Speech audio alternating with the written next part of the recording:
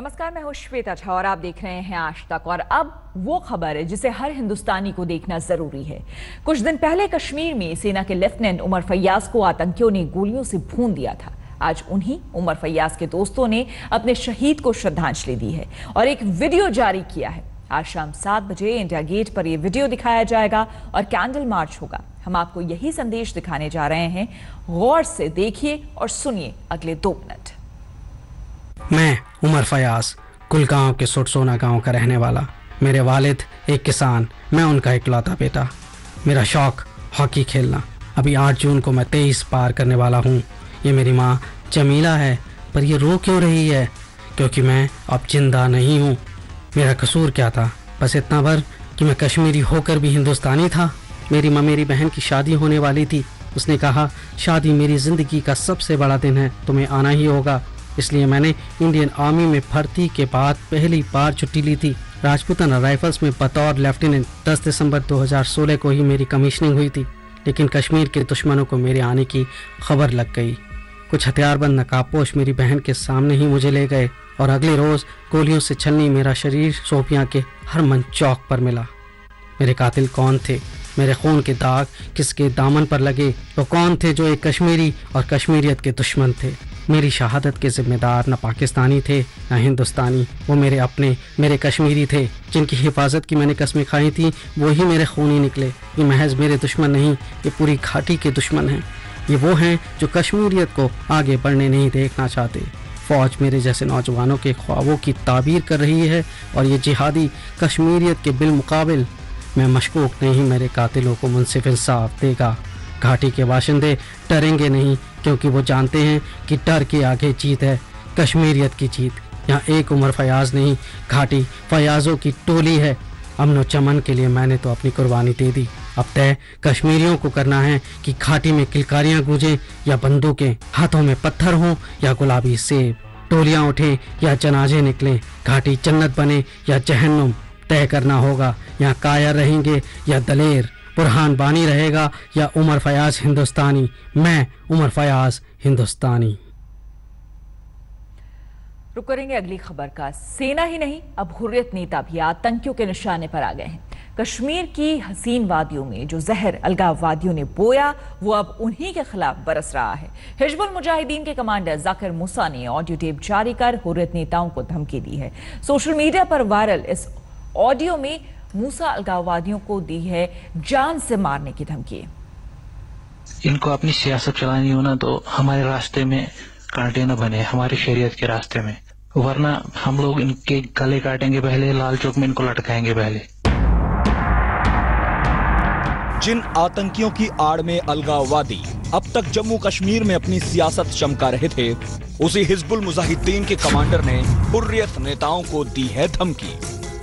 Social media पर viral Hizbul commander Zakir Musa audio tape में धमकी दे रहा है कि अगर हुर्रियत नेताओं ने आतंकी लड़ाई में सियासी कांटे बोए तो पहले उनके सर काटे जाएंगे।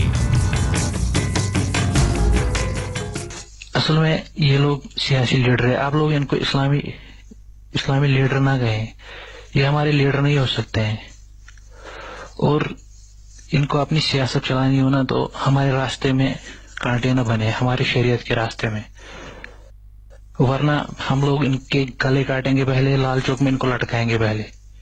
इन लोगों को मैं वार्न कर रहा हूं कि अगर दोबारा हमारे रास्ते के कांटे बनने की कोशिश की तो हम पहले आप लोगों को लटकाएंगे। कुफार को छोड़कर पहले आप लोगों को हम लटकाएंगे।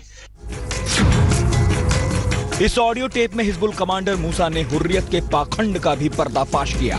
मूसा ने कहा कि आतंकियों के बहाने हुर्रियत नेता सियासत कर रहे हैं।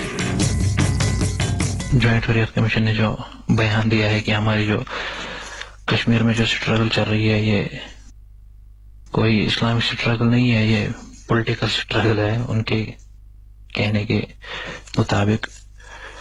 तो उन लोगों से मैं पूछना चाहता हूँ, अगर ये इस्लामिक स्ट्रगल नहीं है तो बचपन से तो हम ये नारा सुनते आए हैं कि आजादी का मतलब क्या, ला इलाहा इल्लल्लाह, या पाकिस्तान से रिश्ता क्या, ला इलाहा इल्लल्लाह। इसका मतलब क्या है? अगर ये आपकी ये सियासी स्ट्रगल है, पॉलिटिकल स्ट्रगल है, तो आज तक आप इस सियासत के लिए मस्जिदों का इस्तेमाल क्यों करते आए हो? आतंकवादी बुरहान वानी के मारे जाने के बाद जाकिर मूसा हिजबुल का कमांडर बना है। मूसा के इस ऑडियो के सही होने की तस्दीक अभी तक बाकी है, लेकिन इस ऑडियो ने धरती की जन्नत को जहन्नुम बनाने की अलगाववादियों की हरकतों को जाहिर कर दिया है। अशरफ वानी, श्रीनगर, आज तक। कुलभूषण जाधव मामले में पाकिस्तान ने फिर से अपना असली रंग दिखा दिया है। जाधव पर फांसी के रोक के अंतर्राष्ट्रीय कोर्ट के फैसले को भी पाकिस्तान ने मानने से इनकार कर दिया है। राष्ट्रीय सुरक्षा का हवाला देकर पाकिस्तान ने नई चाल चली है। हम आपको बता दें कि इस मामले में 15 मई से सुनवाई शुरू होगी।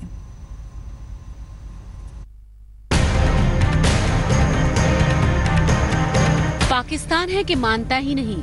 इस पड़ोसी देश की चाल और चरित्र से अब हर कोई वाकिफ हो चुका है।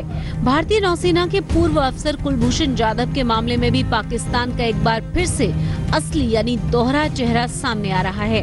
खबर है कि पाकिस्तान ने इस मामले में अब इंटरनेशनल कोर्ट ऑफ जस्टिस के फैसले को मानने से ही इनकार कर दिया है। पाकिस्तान के अटॉर्नी जनरल ने कहा है कि वो कुलभूषण जाधव की फांसी पर अंतर्राष्ट्रीय न्यायालय की ओर से लगाए गए रोक को नहीं मानेंगे। अंतर्राष्ट्रीय स्तर पर पाकिस्तान ने चारों खाने चित होने के बाद ये नया पैंतरा अपनाया है। खबरों के मुताबिक पाकिस्तान के अटॉर्नी जनरल को भारत की ओर से इंटरनेशनल कोर्ट ऑफ जस्टिस का रुख करने के लिए 2 दिन बाद ही पूरी जानकारी दी गई थी। कुलभूषण जाधव मामले पर इंटरनेशनल कोर्ट ऑफ जस्टिस 15 मई से सुनवाई करेगा। इंटरनेशनल कोर्ट ऑफ जस्टिस में दायर केस में भारत ने पाकिस्तान की सैन्य अदालत के फैसले को वियना समझौते के खिलाफ बताया है। चूँकि इस मामले में पाकिस्तान का पक्ष बेहद कमजोर है, लिहाजा 15 मई से पहले ही अपनी शातिर चाल पाकिस्तान चल चुका है।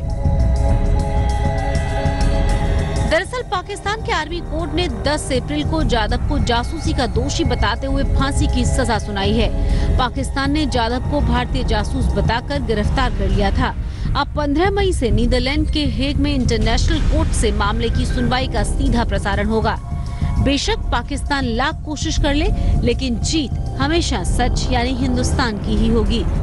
कुलभूषण जाधव को भी उसे रिहा करना ही होगा। आज तक ब्यूरो।